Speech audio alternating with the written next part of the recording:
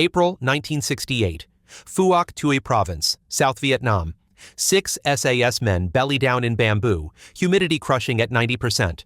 They've been watching the same Viet Cong courier track for 48 hours. Same 3 men, same time window, same direction every day. The patrol has Claymore mines that could end this in 1.2 seconds. They have clear fields of fire. They have the perfect kill zone mapped in the dirt. But their orders are crystal clear: eyes only, watch and report. No contact unless compromised. For 2 years, that's been the rule. Special forces find the enemy. Infantry fights the enemy, never both. Until Brigadier Hughes starts asking a dangerous question. If our best jungle soldiers only watch, who's actually hurting the enemy? What happens when the most elite unit in Vietnam decides to break their own rules? When they choose to hunt while they watch? The Recce-Ambush patrol, a tactic no other Allied unit dared try. The morning mist clung to the bamboo like smoke as Mick Harland pressed his cheek against the stock of his L1A1 SLR, watching the narrow track 20 meters ahead. Behind him, 5 other SAS troopers lay motionless in the thick undergrowth, their green faces streaked with cam cream and sweat. The humidity hung at 90%, turning every breath into a conscious effort. It was 7:05 on a Tuesday morning in April 1968, and they had been watching this same piece of dirt for 48 hours straight. The track was barely 4 inches wide, cut deep by sandaled feet moving single file. Yesterday at 8:12, 2 Viet Cong had crossed the creek and disappeared into the rubber plantation to the northeast. The day before, same time, same direction, but 3 men instead of 2. Mick sketched another small mark in his patrol log, noting the consistency. This wasn't random movement. This was routine. "We're just here to count them," whispered Thompson, the patrol signaller, his voice barely audible even at arm's length. The standing orders from 1st Australian Task Force headquarters were crystal clear. Reconnaissance patrols were eyes only. Get in, watch, log unit size and direction, then slip out without firing a shot. If contact seemed likely, break off and extract immediately. The SAS were the ears and eyes of one ATF, not the trigger finger. Mick understood the logic. In conventional warfare, you separated intelligence gathering from combat operations for good reasons. Reconnaissance patrols stayed invisible because the moment they opened fire, they revealed their position, compromised their mission, and put themselves at risk. Better to watch 10 enemy soldiers walk by safely than kill 3 and alert the rest of the network. The math was simple. Information had strategic value, but only if it made it back to headquarters intact. But lying in that bamboo thicket, watching the same enemy routine play out for the 3rd straight day, Mick felt the weight of unused capability. Each man in his patrol carried 20 rounds in his SLR magazine, with another 60 rounds in pouches. They had 2 M18A1 Claymore mines in their packs, each loaded with 700 steel balls that could shred everything in a 60-degree arc out to 50 meters. Thompson had calculated the geometry 2 nights ago during a whispered conversation in their layup position. 1 Claymore on each side of the track, angled inward and triggered simultaneously, would turn that narrow path into a kill zone that lasted exactly 1.2 seconds. It'd be over before they knew what hit them, Thompson had muttered, sketching the blast pattern in the dirt with his finger. But orders were orders, and SAS soldiers followed orders. The tactical picture across Phuoc Tuy Province told the same frustrating story. D445 Battalion, the main Viet Cong unit operating in the region, moved through the jungle like ghosts. They staged mortar attacks on Fire Support Base Coral, hit convoys on Route 15, then vanished into base areas that conventional infantry couldn't reach without massive operations that took days to organize. By the time a rifle company reached the suspected location, the enemy had long since scattered to alternate positions. Infantry companies advancing through the dense jungle managed maybe 1 or 2 kilometers per day, moving in formations large enough to defend themselves but too large to move quietly. They made noise cutting through undergrowth, needed regular resupply by helicopter, and spent half their time clearing potential landing zones and checking for mines. Against an enemy that could hear them coming from 500 meters away, conventional sweeps rarely caught more than empty bunkers and cold cooking fires. The SAS moved differently. 6 men could cover ground that would require a full platoon, living on what they carried, avoiding trails and clearings, using game paths and creek beds to stay invisible. They could insert by helicopter 8 kilometers from their target, spend a week deep in enemy territory, and extract without anyone knowing they had been there. But all that skill and stealth was limited to passive observation under current doctrine. Back at Nui Dat, Brigadier Ron Hughes was asking increasingly pointed questions about those limitations. Hughes had commanded task forces through some of the heaviest fighting in the Pacific, and he understood the value of intelligence. But intelligence without action meant enemy supply lines remained untouched, base areas stayed secure, and VC commanders could plan their operations knowing that the worst they faced was occasional artillery fire based on week-old patrol reports. "If our best jungle soldiers just watch," Hughes had said during a commander's conference the previous week, "who's actually hurting the enemy between major operations?" The question hung over every patrol briefing now. SAS commanders found themselves defending a doctrine that increasingly felt incomplete. They were putting their most skilled soldiers deep into enemy territory, gathering perfect intelligence on enemy movements, then watching those same enemies walk away untouched day after day. Mick shifted slightly, easing the cramp in his left leg without taking his eyes off the track.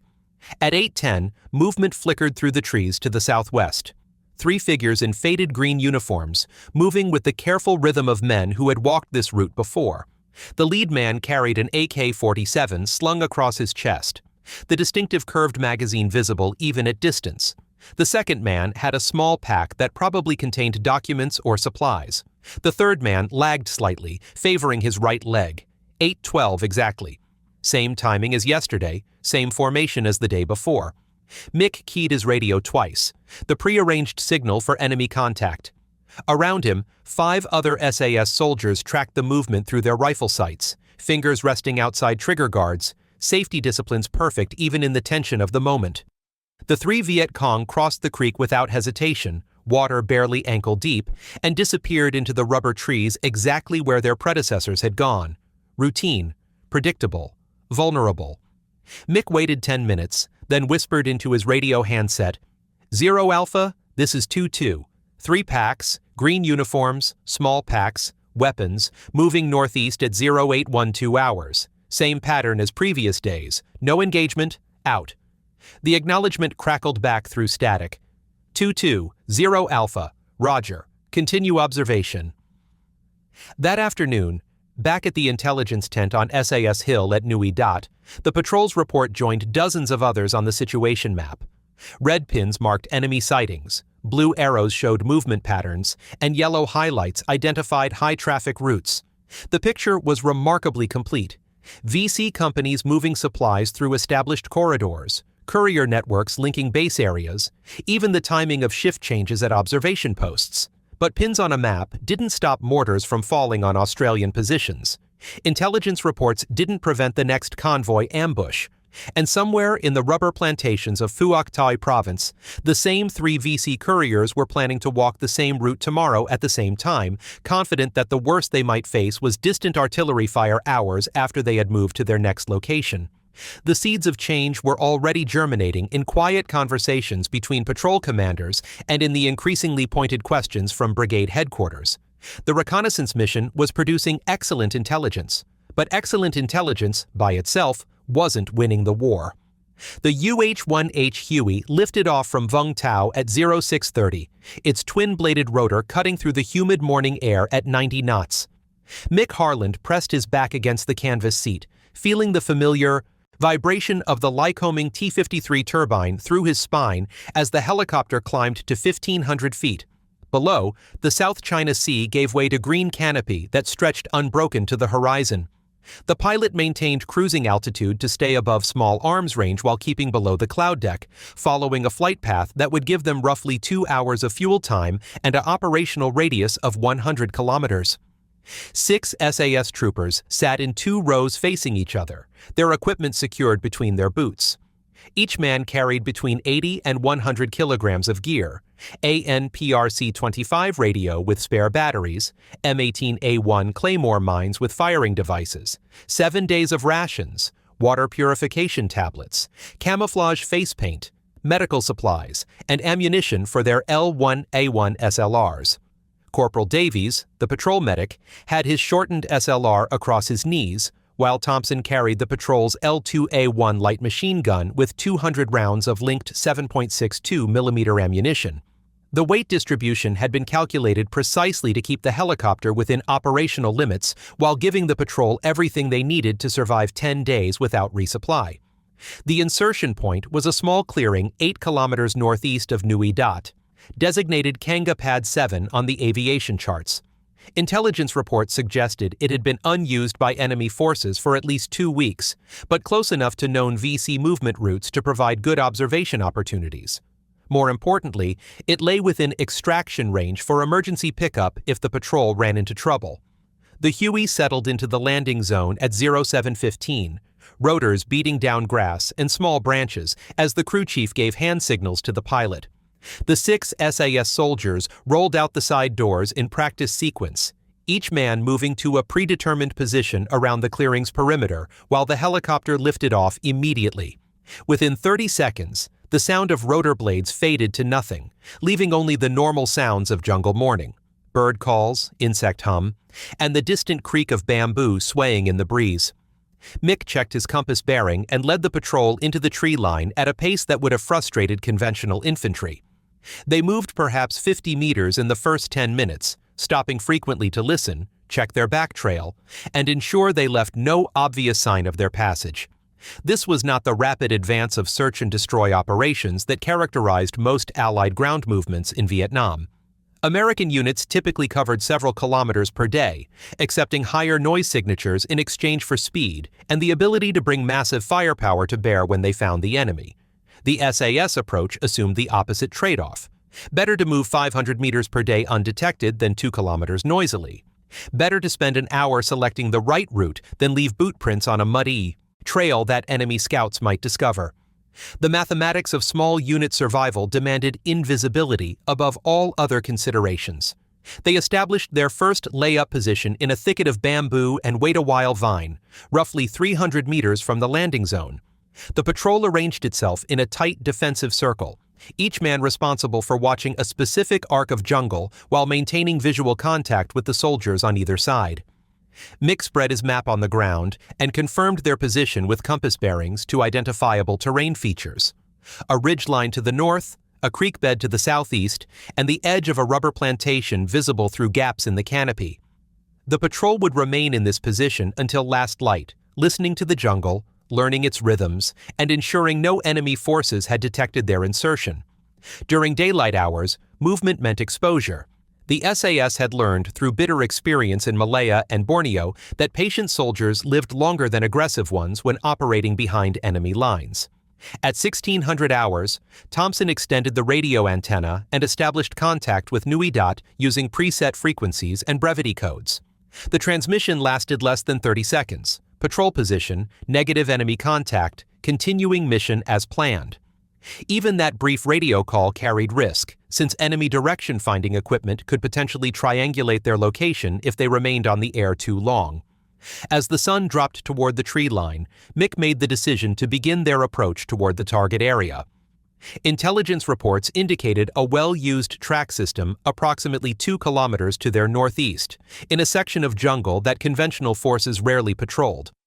Previous reconnaissance missions had logged regular enemy movement through that area, but always with orders to observe and withdraw. This time, the mission parameters were subtly different. The patrol moved through gathering darkness at a pace measured in meters per minute rather than kilometers per hour. Each step was deliberate, tested for stability before committing full weight, with constant attention to noise discipline and natural camouflage. They used game trails where possible, avoiding human paths that might be watched or booby-trapped. Creek beds provided concealed routes of advance, though the water made noise discipline more challenging. By midnight, they had covered less than 800 meters from their first layup position. Conventional military thinking would have considered this glacial progress, but Mick knew that speed meant nothing if it got them killed. Every meter of advance had been invisible to watching eyes, every footstep placed to avoid detection. They were ghosts moving through enemy territory, and ghosts survived by being patient. The second layup position was selected in a grove of rubber trees, where the regular spacing of trunks provided good fields of observation, while the overhead canopy concealed them from aerial detection. Here, they would spend the daylight hours of Day 2, continuing their approach only after darkness fell again. This was the essential rhythm of reconnaissance ambush operations: move at night, observe during the day, live on minimal rations and water, maintain absolute radio silence except for predetermined check-in times, and accept that a successful mission might take 8 to 10 days to develop properly. It was a methodology that required different training, different equipment, and most importantly, different thinking from the battalion-sized operations that dominated Allied tactics in Vietnam. Thompson cleaned his rifle bolt with deliberate care, removing every trace of moisture that could cause a malfunction at the critical moment. Around him, 5 other soldiers performed similar maintenance rituals, checking equipment that might mean the difference between mission success and disaster. The patrol was committed now, deep enough in enemy territory that extraction would require either a pre-planned pickup or a fighting withdrawal to an emergency landing zone, but they were exactly where they needed to be: invisible, patient, and positioned to turn days of careful observation into seconds of precisely applied violence when the tactical picture developed sufficiently to justify the risk. By Day 6, Mick Harland had mapped every detail of the enemy's routine with the precision of a Swiss watchmaker. The VC courier team used the same narrow track every afternoon between 14:30 and 15:30 hours, always 3 men in single file, always carrying small packs that suggested documents rather than heavy supplies. The lead man invariably carried an AK-47 at port arms. The second man bore what appeared to be a leather satchel, and the third man limped slightly on his left leg, probably from an old wound that made him easy to identify at distance. More importantly, Mick had identified their vulnerability window. The track curved around a massive mahogany tree roughly 40 meters from the patrol's observation position, creating a natural choke point where the couriers had to slow their pace and bunch up slightly to negotiate the bend. The bamboo grew thick on both sides of this section, providing perfect concealment for claymore mines while offering multiple escape routes through the undergrowth. On the morning of Day 7, Mick made the decision that would define the mission. Instead of simply logging another enemy sighting for the intelligence files back at Nui Dat, he would turn 6 days of patient observation into 2 seconds of surgical violence. The patrol had developed what the Americans called pattern recognition on this particular enemy element, and pattern recognition was exactly what made ambushes lethal.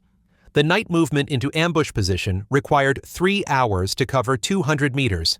Each claymore mine weighed 3.5 pounds and had to be positioned with mathematical precision to create overlapping kill zones. Mick placed the first mine 25 meters north of the track, angled to sweep the approach route where the couriers would be walking single file. Thompson positioned the second mine 30 meters south of the track, aimed to catch anyone who survived the initial blast or tried to escape toward the creek bed. The M18A1 Claymore was fundamentally a directional shotgun built for jungle warfare. 700 steel balls, each roughly the size of a marble, packed behind a concave steel plate and propelled by 1.5 pounds of C4 explosive. When detonated, those balls emerged at roughly 1,200 meters per second in a 60-degree arc that extended to lethal range out to 50 meters and could cause casualties as far as 100 meters downrange. 2 claymores triggered simultaneously would saturate the kill zone so thoroughly that survival became a matter of pure chance rather than skill or tactics. The firing wires snaked back through the undergrowth to Mick's position behind a fallen log, where he crouched with the M57 firing device in his right hand.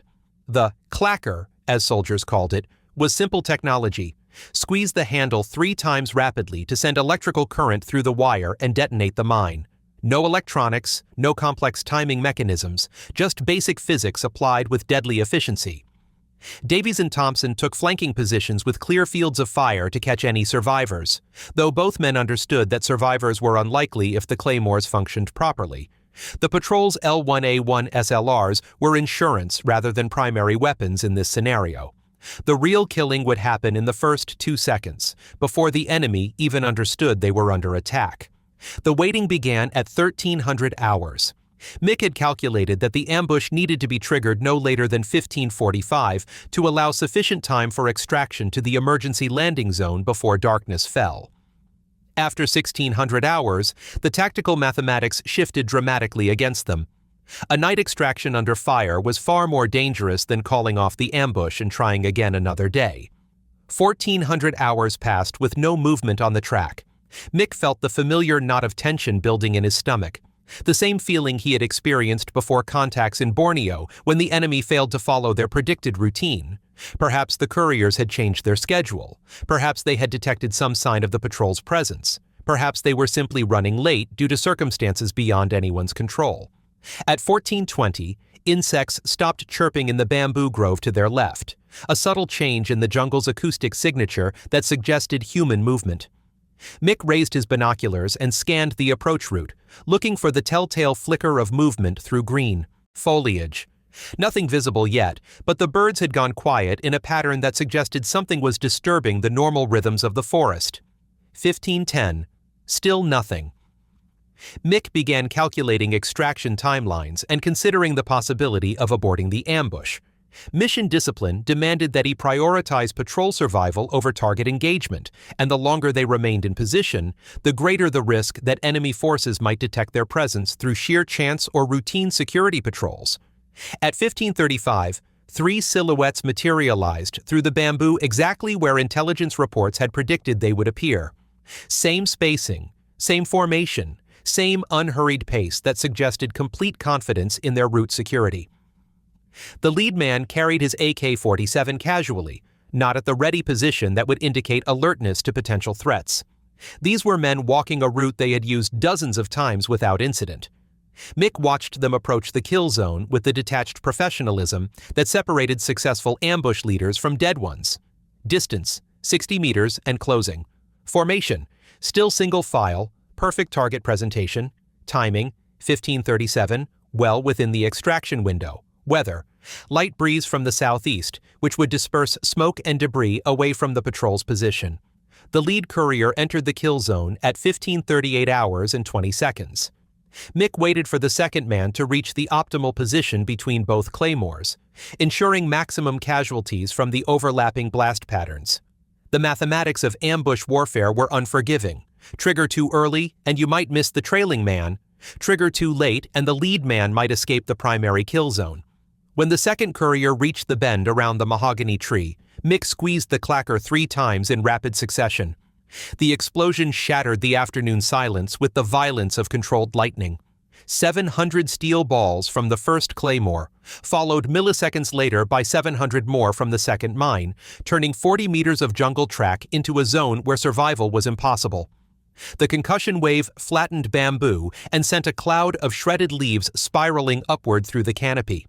Birds erupted from trees in every direction, their cries adding to the chaos of the moment. Through the smoke and debris, Mick saw no movement in the kill zone. The ambush had lasted exactly 1.2 seconds from initiation to silence, just as Thompson had calculated during their planning phase. No return fire, no wounded enemy crying for help, no indication that anyone had survived the initial contact. Davies fired 2 short bursts from his SLR into the smoke, a precautionary measure to ensure any wounded enemy soldiers were neutralized. The sharp crack of 7.62 millimeter rounds echoed through the jungle, then faded to leave only the ringing silence that always followed violent contact. Mick keyed his radio twice to signal mission complete, then led the patrol in a rapid withdrawal toward their predetermined rally point 300 meters to the northeast. They moved quickly but carefully, following escape routes they had rehearsed during the previous night, leaving behind only the smoking ruin of what had been a secure enemy communications route. The extraction helicopter was already inbound from Vung Tau when the patrol reached their emergency landing zone. 40 minutes after the ambush, 6 SAS soldiers were climbing aboard a UH-1H for the flight back to Nui Dat, carrying with them the captured documents from the courier satchel and the quiet satisfaction of a mission executed with surgical precision. Back in the intelligence tent at SAS Hill, the after-action report would read simply, 3 enemy KIA confirmed, documents recovered, no friendly casualties. But the real significance lay in what those 3 deaths represented. The first successful integration of reconnaissance and combat operations by a single patrol, turning intelligence gathering into direct action without requiring support from conventional forces. The Recce-Ambush concept had proven itself in the crucible of actual combat, and the mathematics were compelling enough to change how special forces operated in the jungles of South Vietnam. The success of mixed patrol rippled through the command structure at Nui Dat like a stone dropped in still water. Within 72 hours, Brigadier Hughes was reviewing after-action reports that showed a single six-man patrol had achieved what company-sized operations often failed to accomplish: disrupting enemy communications while gathering actionable intelligence at minimal cost. The mathematics were undeniable. 6 soldiers, 10 days, 3 enemy killed, documents recovered, 0 friendly casualties. The cost-benefit analysis made conventional sweeps look wasteful by comparison. By late 1968, Hughes began quietly authorizing what intelligence officers started calling enhanced reconnaissance missions. The terminology was deliberately vague, designed to avoid attracting attention from higher headquarters who might question the doctrinal shift. On paper, these remained standard reconnaissance patrols with orders to observe and report. In practice, patrol commanders received unofficial guidance that if tactical opportunities presented themselves during the course of normal reconnaissance activities, they were authorized to exploit those opportunities at their discretion. The New Zealand SAS arrived at Nui Dat in September 1968, bringing 26 men organized as 4 Troop under the operational control of 2 Squadron SAS. The Kiwis had cut their teeth in the same Malayan and Bornean campaigns that had trained their Australian counterparts, and they adapted to the Recce-Ambush concept with the enthusiasm of professionals who recognized elegant solutions when they saw them. Lieutenant Mike Keeley, commanding 4 Troop, understood immediately that the integration of reconnaissance and direct action represented a force multiplier that small units could exploit better than anyone else. The first joint Australian-New Zealand Recce-Ambush patrol launched in October 1968, targeting a suspected supply route in the Long High Mountains. The mixed patrol spent 11 days deep in enemy territory, logging movement patterns and identifying a weekly resupply convoy that moved medical supplies and ammunition to VC units operating around Baria. On day 12, they triggered a carefully planned ambush that killed 7 enemy soldiers and captured medical supplies marked with North Vietnamese Army unit designations, providing intelligence analysts with confirmation that regular PAVN forces were operating much further south than previously suspected. The tactical success masked a more significant strategic development.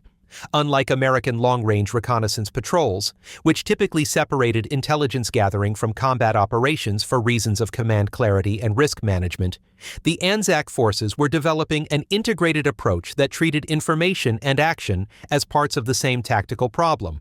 Small patrols could develop targets through patient observation, then exploit those targets immediately without waiting for higher headquarters to coordinate supporting fires or extraction assets.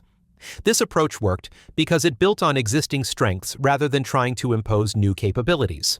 Australian and New Zealand soldiers had spent years learning to live invisibly in hostile jungle, moving slowly enough to avoid detection while maintaining the discipline necessary to survive without resupply for extended periods. The L1A1 SLR provided reliable firepower out to 300 meters, while Claymore mines gave small patrols the ability to achieve decisive results in the brief windows when tactical opportunity presented itself. American forces, by contrast, were organized and equipped for higher tempo operations that emphasized mobility and firepower rather than stealth and patience. Their standard operating procedures called for rapid movement to contact, overwhelming fire support, and quick extraction once objectives were achieved. The Recce-Ambush methodology required fundamentally different assumptions about time, risk, and the relationship between intelligence and combat operations. Captain Jim Truscott, who commanded several New Zealand Recce-Ambush patrols during 1969, later described the tactical philosophy in simple terms. "We learned to think like hunters instead of soldiers. Hunters don't chase their prey through the bush making noise. They find a water hole, learn the animal's routines, then wait for the right moment to take the shot." By early 1969, the pattern was established across both Australian and New Zealand SAS operations. Small patrols would insert into areas where conventional forces rarely operated, spend up to 10 days developing detailed intelligence on enemy movement patterns, then execute precisely planned ambushes before extracting to analyze captured materials and plan follow-on operations. The cycle typically repeated every 2 to 3 weeks, with patrols rotating between active operations and preparation phases. The enemy response was predictable but ineffective. Viet Cong commanders began varying their routes and timing, using larger security elements, and avoiding areas where previous contacts had occurred. These countermeasures reduced their operational efficiency without providing meaningful protection against small patrols that could adapt their tactics faster than large organizations could change their procedures.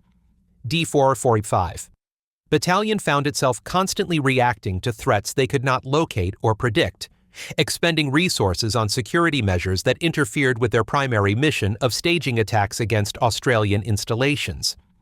Captured documents from this period revealed increasing VC concerns about what they called Ma Rung, or jungle ghosts, small enemy units that seem to appear without warning, strike with devastating effect, then vanish completely.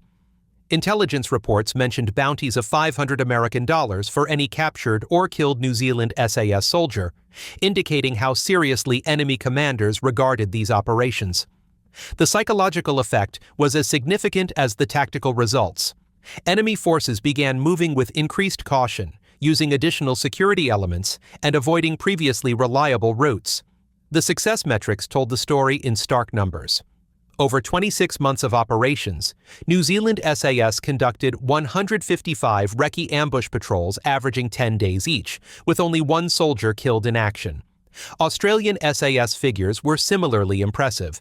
Approximately 1,175 patrols over 5 years, with the majority classified as reconnaissance, Recce-Ambush, or straight ambush missions, achieving the highest kill-to-loss ratio of any Australian unit in Vietnam.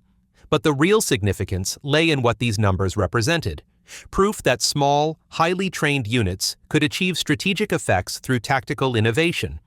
The Recce-Ambush concept challenged fundamental assumptions about the relationship between unit size and combat effectiveness, demonstrating that 6 well-trained soldiers with perfect intelligence could outperform much larger forces operating with incomplete information.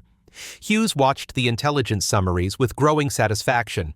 Enemy movement in Phuoc Tuy province was becoming increasingly constrained as VC commanders struggled to maintain communications and supply lines under constant pressure from invisible patrols. Artillery calls were declining because SAS and New Zealand patrols were solving tactical problems at the source rather than requiring fire support to suppress enemy activity after it had already occurred.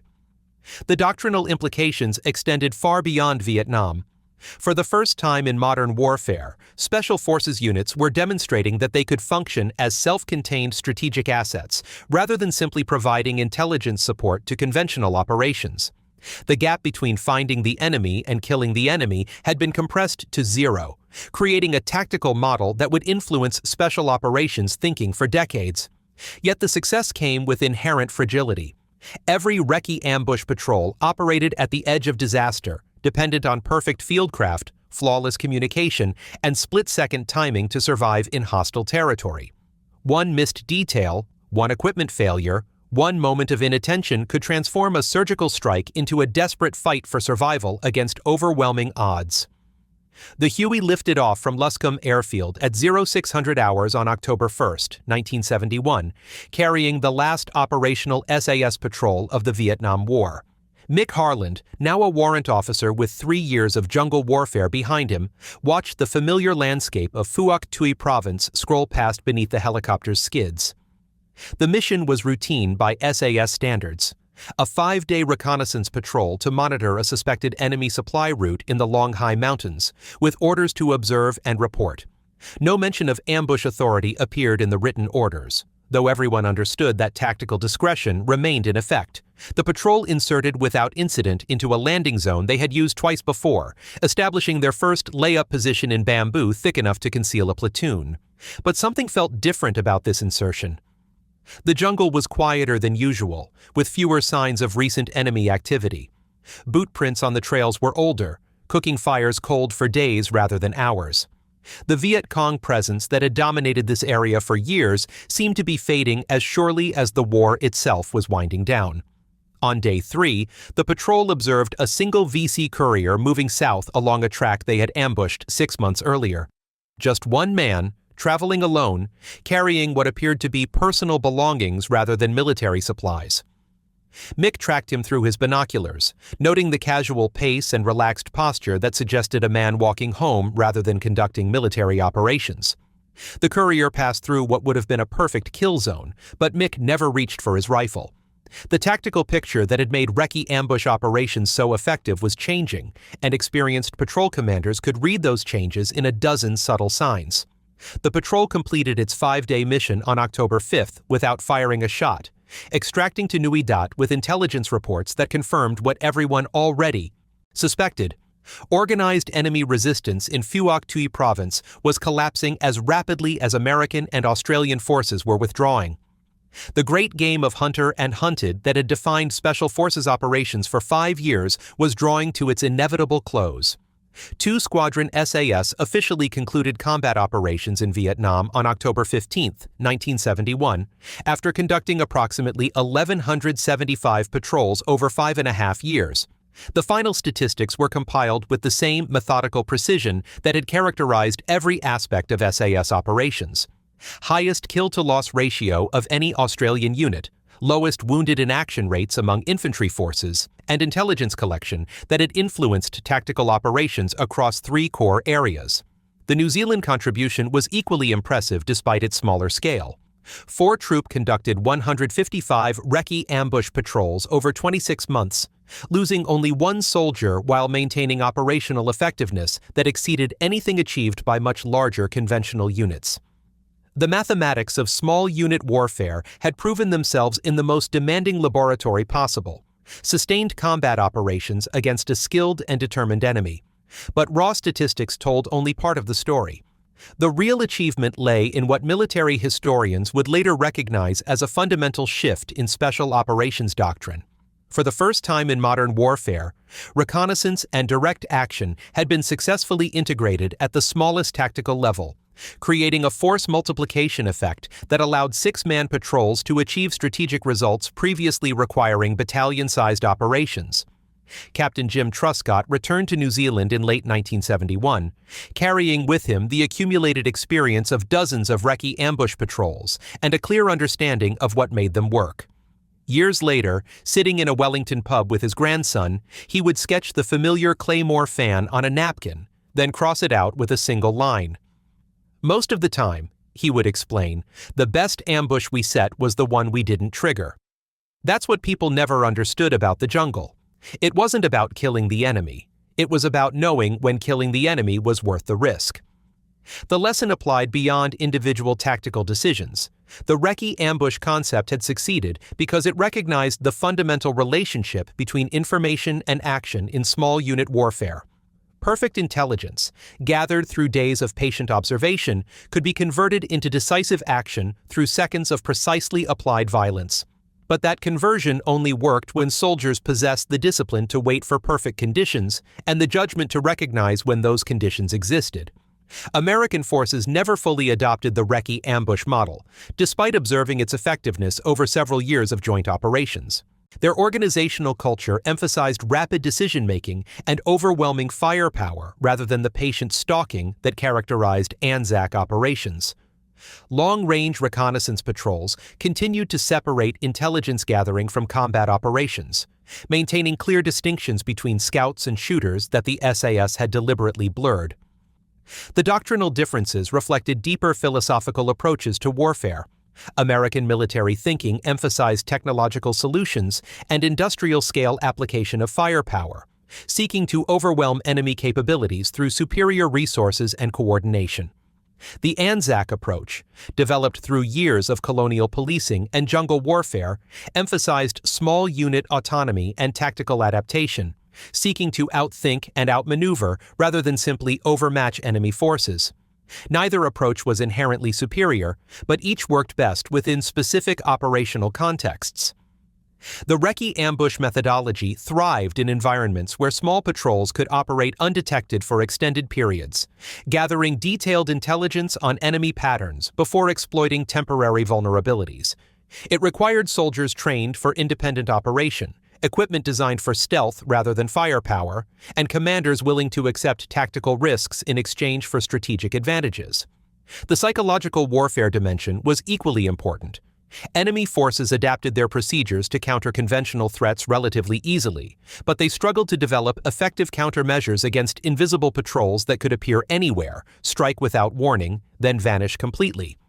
The mere possibility that any routine movement might trigger a perfectly planned ambush forced enemy commanders to accept significant operational constraints that reduced their overall effectiveness.